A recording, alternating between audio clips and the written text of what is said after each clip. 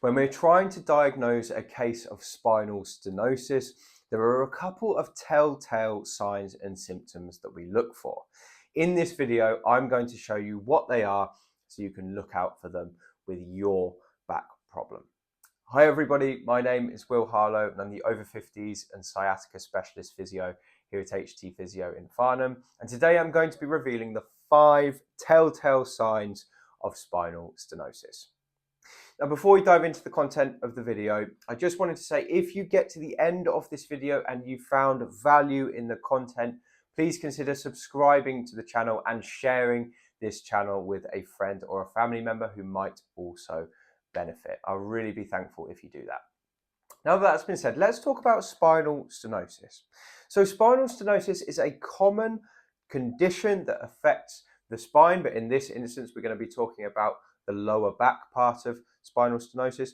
And basically, it's a condition that tends to affect people who are a bit older. It's much more common in people over the age of 65.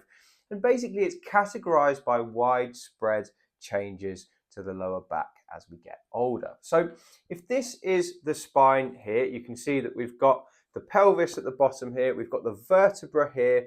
In between the vertebra, we've got these things here, which are called intervertebral discs, and they keep the vertebra apart. We've also got facet joints at the back, and these are the joints that join the vertebra above and below. And in here, we've got some small spaces that house these nerves. And these are the spinal nerves that are cut off in the model, but in real life, they converge and they go down the leg. Now, as we get older, we undergo some normal aging changes to the spine. That's all of us. So all of us get thinner discs. So our discs lose some of their water and then their height decreases as a result.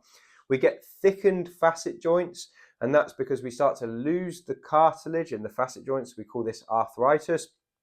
And then the bones can actually become thicker and larger as a result.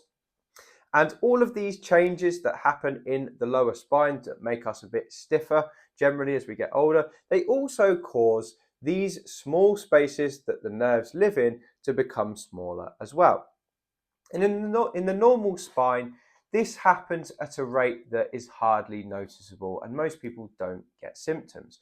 But if someone has arthritic changes in the spine that are quite severe, it can develop into something called spinal stenosis. And spinal stenosis is actually a Greek term, thank you to the viewer who taught me that describes something called stenosis, which is where we get narrowing of the space that the nerves live in. So the spaces get so narrowed that they can end up pinching these nerves, and that can cause symptoms in both the lower back and the legs as a result.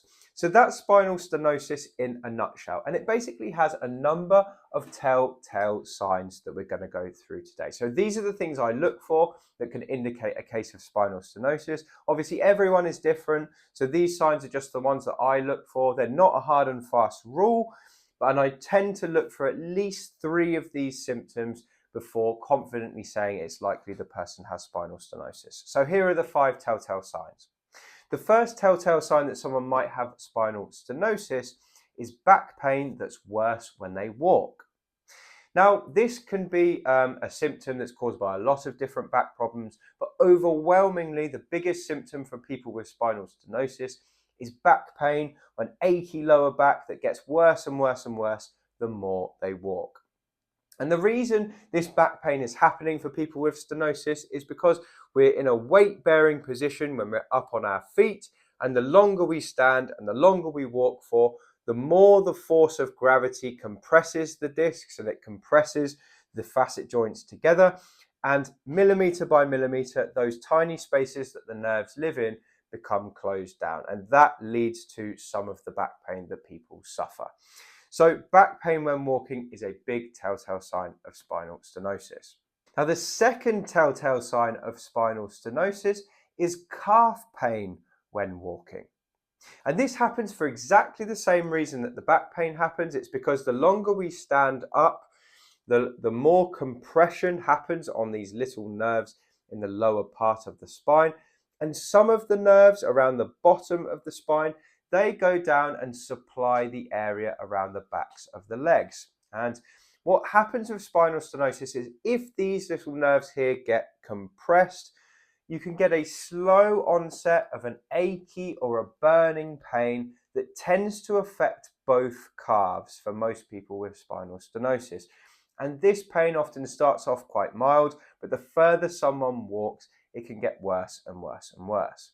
It might also cause pains at the backs of the thighs as well. It might cause a bit of numbness or some tingling in the feet. And these symptoms all happen for the same reason, because the nerve is just being compressed. So if someone has back pain when they walk and then that progresses to calf pain as well, that can be quite a telltale sign of spinal stenosis. Now, the third telltale sign of spinal stenosis is difficulty keeping upright when walking. Now, people with spinal stenosis often come to me and they say, I'm walking along and I can't fight this feeling that I need to lean forward. Something's just pulling me forward and I find myself almost bent over double the more I walk. And typically these people are being told by their spouse or their partner, oh, just stand more upright. You're in pain because you're leaning forward. And that's actually not true. The reason the person is coming forward is because a forward tilting position opens up the spaces that the nerves live in, and it can actually relieve the pain. So it's kind of like your body's way of trying to correct a problem that's causing pain. And I know people hate the fact that they lean forward, but your body is actually doing it for a reason when you have spinal stenosis. For that reason, it's one of the most common things we see. Now, as a side note, if you have spinal stenosis and you find yourself leaning forward slightly, it's actually okay for most people to allow themselves to do that, because it opens up those spaces that the nerves live in. It allows them to almost breathe, if you like, so they're less compressed. And then the symptoms tend to be a little bit better as a result. But if you notice yourself leaning forward the more and more and more you walk to try and relieve the pain, that could be a telltale sign of spinal stenosis. Now, the fourth telltale sign of spinal stenosis is relief from these symptoms when sitting. Now, typically with spinal stenosis, what people notice is the more they walk and the more they stand, the worse the symptoms get. But on the flip side, as soon as they sit down, the pain starts to melt away. And for many people, this can be almost instant. So as soon as they sit down, the pain's gone. Or quite often, it can only take a few seconds before the pain has reset to an acceptable level. So it's very common for people with stenosis to find that sitting relieves their issues. They might also find that bending forward like this relieves their symptoms as well. And the reason that works is, again, mechanical, because when they sit down on a chair, their pelvis goes slightly underneath them. This is how we sit. And again, that opens up the spaces that the nerves live in to allow them room to breathe and to not be compressed. So it's a mechanical reason. And as soon as you stand back up again, obviously the spaces are closed down, so the compression starts again. But sitting can be an effective way at relieving spinal stenosis. And then the fifth telltale sign of spinal stenosis is relief when pushing a shopping trolley.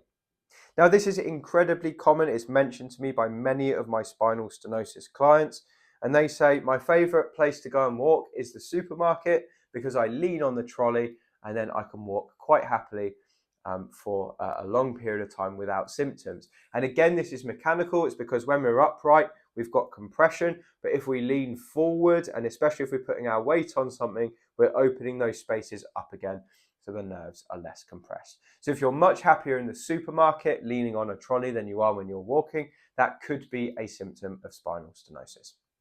Now, spinal stenosis is a very tricky condition. Typically, when people come to see us, the arthritis in their spine is pretty bad and it's pretty widespread. So it's difficult to do anything permanent for this person. But what we can usually do is improve the symptoms by giving you techniques and exercises and movements you can do to help to combat that compression that can happen through stenosis. So although we can't cure stenosis, we can often improve the symptoms. So if you think you have stenosis, it's important to get checked out by a doctor or a physiotherapist who should be able to give you some proper advice to help your condition move in the right direction. Anyway, that's all I've got for you today. So just to recap the 5 telltale signs of spinal stenosis. Number 1 is back pain when walking. Number 2 is calf pain when walking. Number 3 is difficulty keeping upright. Number 4 is relief from your pain when you sit down. And number 5 is relief from your pain when you lean forward on a shopping trolley. Anyway, if you've enjoyed this video, thank you so much for watching. Please do subscribe to the channel so you'll hear about our new videos when they come out. And if you want more from me, you can pick up a copy of my book. It's called Thriving Beyond 50, and you can find it on Amazon using the link below. Anyway, that's all from me. Thank you very much for watching, and I look forward to speaking to you on the next video.